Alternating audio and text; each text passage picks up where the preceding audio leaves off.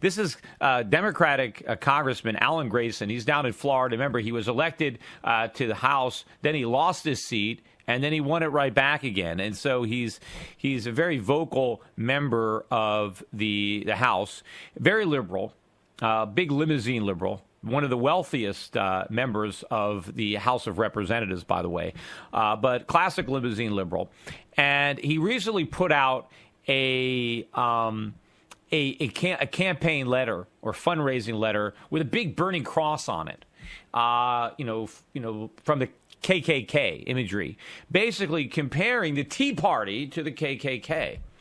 And he'd already made that comparison, I think, on MSNBC earlier in the week on the Al Sharpton show. And so then he put it again in this fundraising letter. And when he actually put it in the mail and you got that image of the cross, it became controversial, even for MSNBC.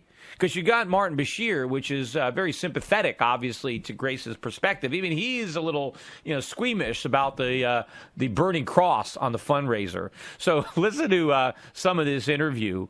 Let's pick it up here with cut number 3.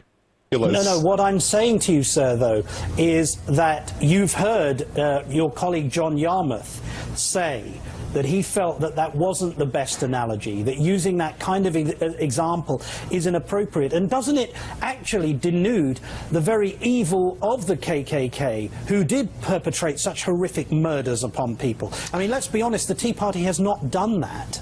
I imagine that John Yarmouth does not have emails from Tea Party members going to him saying, "Go to hell, Jew boy," or "I wish that it were you on that cross." So maybe John Yarmouth does see it differently from the way Grayson, I do. I receive emails from people regularly describing me in the most inappropriate terms and asking that I be murdered and shot and hung. I accept that that happens. Yeah. So because he's got an email, Alan Grayson gets an email, "Go to hell, Jew boy," and that means that the Tea Party is as bad as the KKK. I mean, first of all, you don't even know who sent that email. The person who's saying that email may not necessarily be part of the Tea Party. Look, how many people criticize me for being Jewish? Go on my websites, go on my YouTube channel, and look at all the anti-Semitic comments that are made about me. I mean, are they being made from the Tea Party?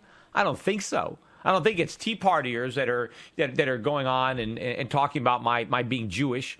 But does that mean that the person's doing that is going to put on a hood and is going to go out and beat somebody and burn a cross on their lawn? I mean, if you're going to compare some kind of anonymous hate mail, people get hate mail all the time.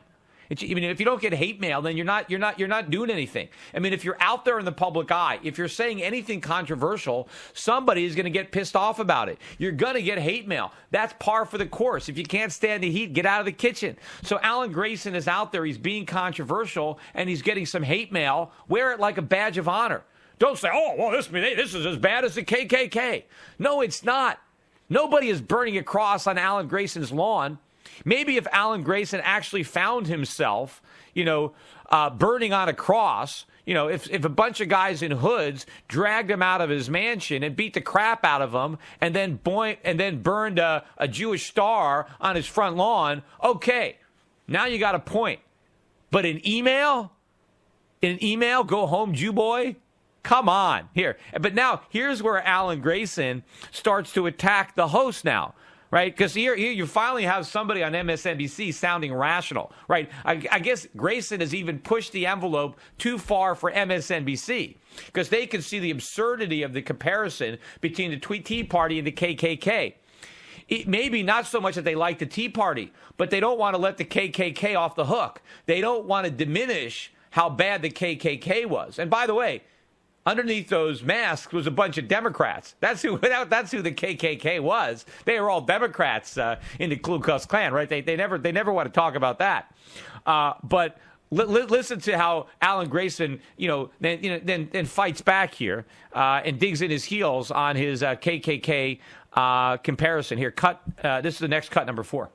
The point I'm simply making to you is that is it appropriate to use such heinous crimes and to analogize them when describing the Tea Party when you and I know members of the Tea Party have not perpetrated murders or lynchings?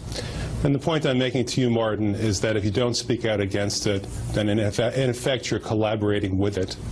And in fact, if you give someone like me a hard time for speaking out against it, then maybe you're collaborating with it. I am not collaborating with it, but Representative Alan Grayson, we've run out of time. Thank you, sir, for joining.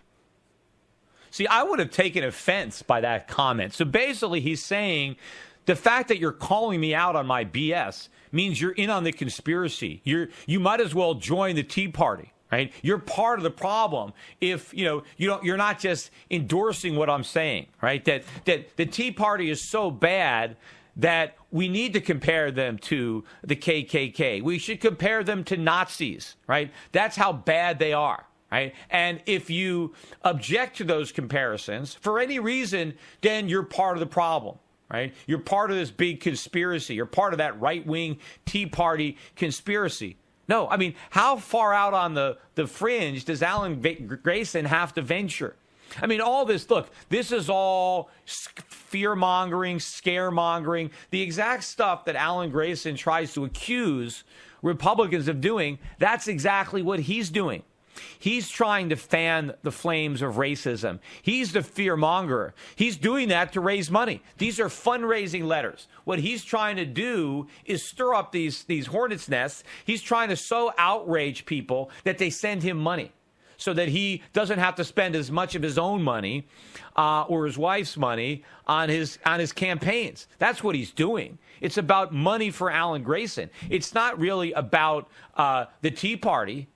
It's about what kind of letters are likely to result in more money coming in so that I can stay in Congress, which is really what I care about. That's the problem. He really should have, apologized for that, and, as a Jew, too.